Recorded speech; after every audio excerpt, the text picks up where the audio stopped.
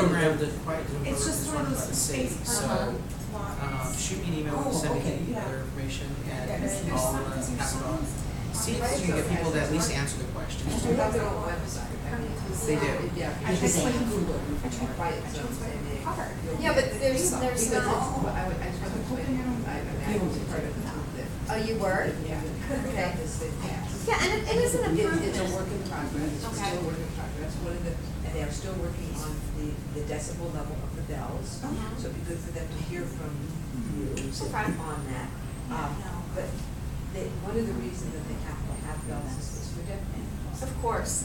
And But once the train, Or the blind people and then the deaf Yeah. people. and the- Right. And, yeah, so they have to have the lights, they have to have the bells. Because there's there's a liability issue that the union, not the union, I think it's union specific, but it's whatever the train company is negotiating with the city on certain things they demand we do to do the program, because if they don't, then they feel that they're liable if there's. yes, of course. So we're going back and forth. So, but, and so I understand all the parameters that we've talked about. So the sound testing, I think, is important, and I think it's important for multiple positions, because I do think it's echoing. Yeah. So it's possible they can do something, and if they do implement like a shield, like you do with lighting to bring it down, they need to test a couple of them before they implement them throughout But the they county. are not aware of that, you have different.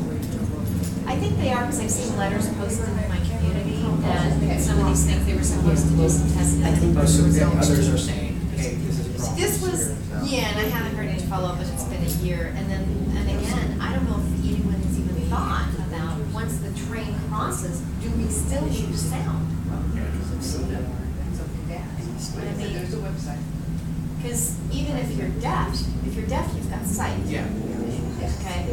But the lights, it has to be ADA accessible doors. Correct. And so we've got the light. Right. Every time we do a new project in town, every project that we do, it has to be examined. Right. Okay, so who do I, Carl and Carl DeMaio. Oh, okay. Real simple. okay, I'll do How that. have you been? Great. Yeah, we have a town hall meeting. Yeah. David Alvarez first, after that, on Tuesday, and then Stephanie tomorrow. Is it both on Tuesday? Yes. Oh, excellent. Yes, and then next week is the fourth. What do you want to get? Sure. We're a big organization. What is your organization? The Liberty Residents Association.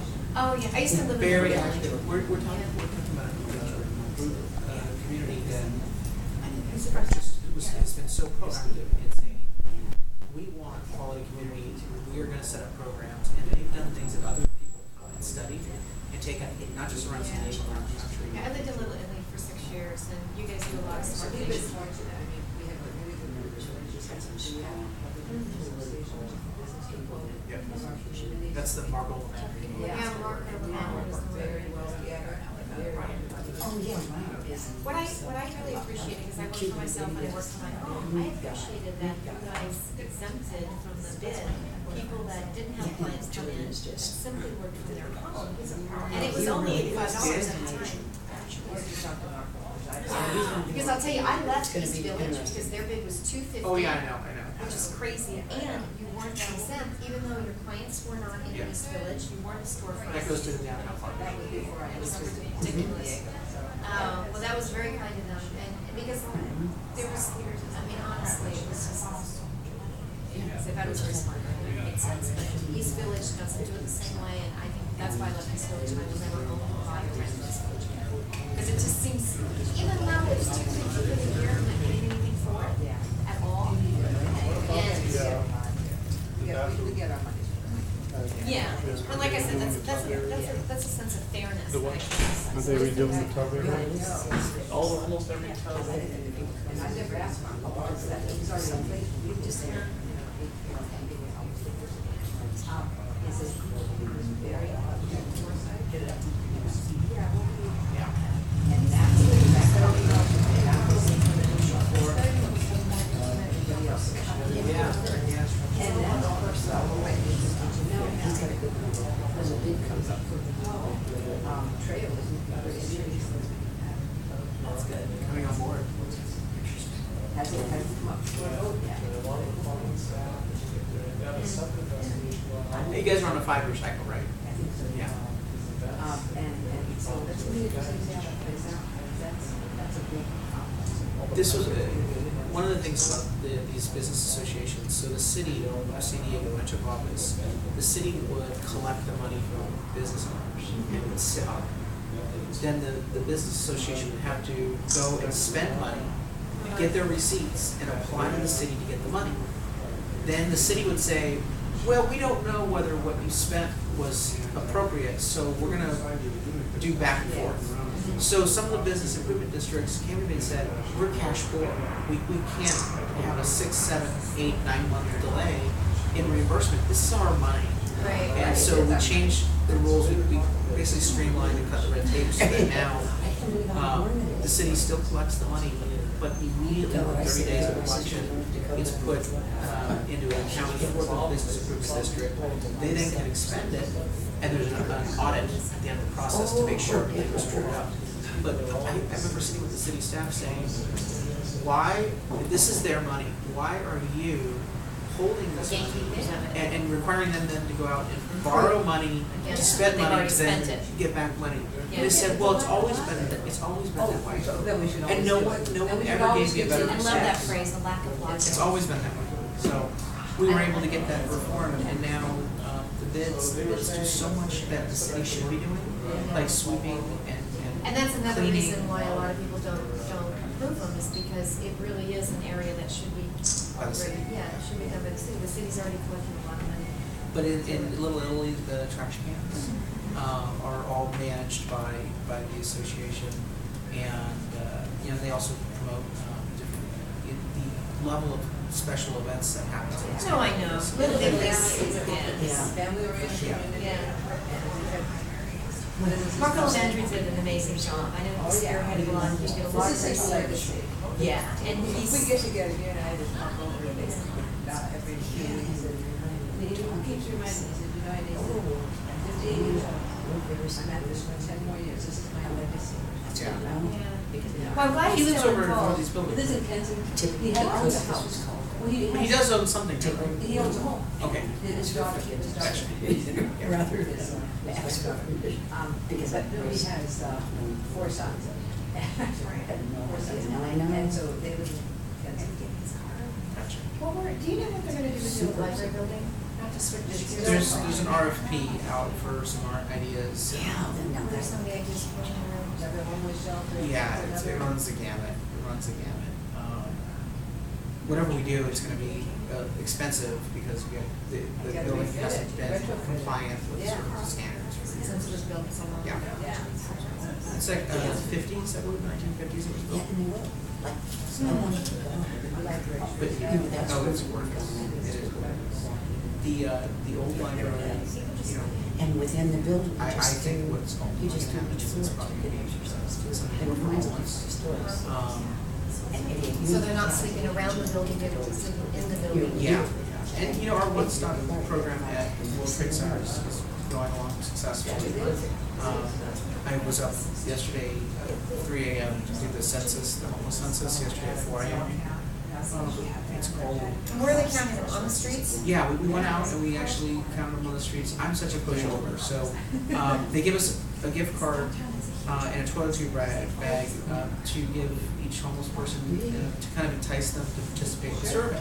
So, I'm doing my surveys. The survey takes about 30 minutes. That's a long time. But there's a lot of questions, and so it's not just like Why are you it's a conversation. You really want to talk to them about this and make them feel comfortable.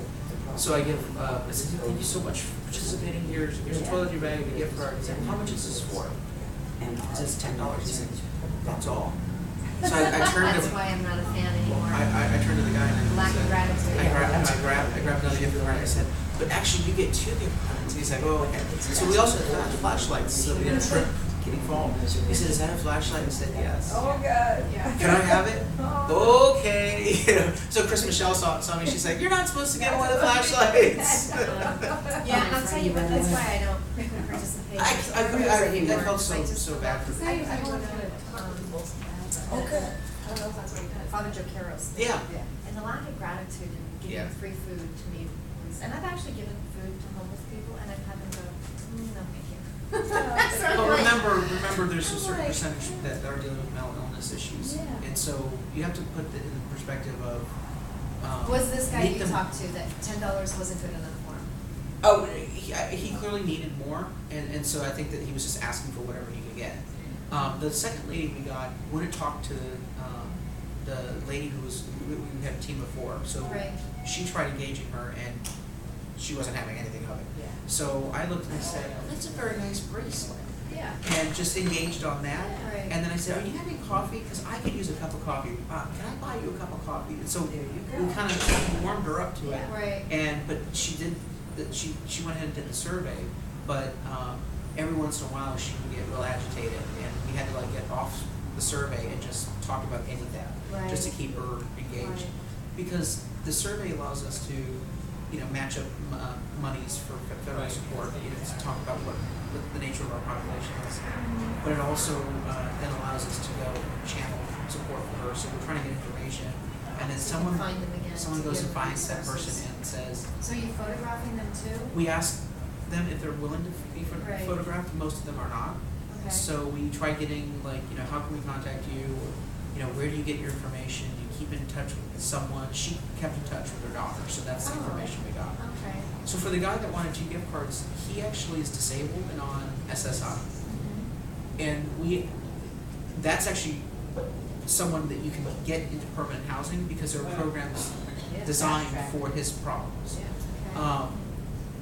We asked, about HIV/AIDS status because there are programs explicitly Right. focused on that. So it sounds like the goal of the survey is to match people up that are on the streets that aren't connected with the programs and resources that are already available to help. And better understand the nature of the Why problem we they're- have so so that we we can tell. prevent them from Yeah. ending up on the street to begin with. And apply for federal funds and use the data from the survey to say, X% of our homeless population fits this I didn't criteria. realize there were federal funds for homelessness.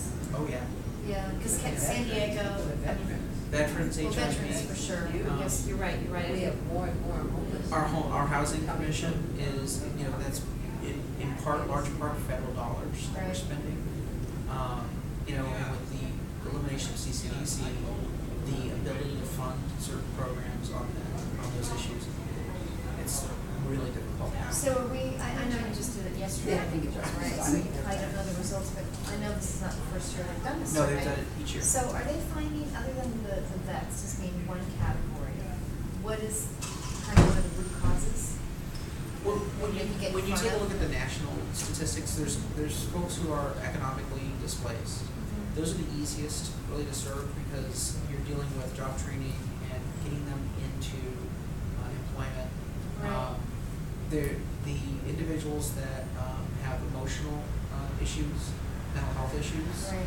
and then substance abuse issues. And some of those folks are dual diagnosed. They have both the emotional issue and the substance abuse issue. That makes sense. And that's the hardest. That population is so hard to get into housing and then get them support services. Right. So there's no easy answer to this. Well, you're right. And people will say, well, we just need to build another shelter. And it's like, that's part, but it's not the answer. We've got to take a look at each of these segments of the homeless population and figure out how to intervene with each of them. I agree. I mean, we always broad brush it as though it's one issue, and I agree completely that it's a complex issue. But it's a big one downtown and in Pacific Beach. Those are the 2 communities I hear from the most about the huge impact to the residents. It is a huge. And tourism, it's the #1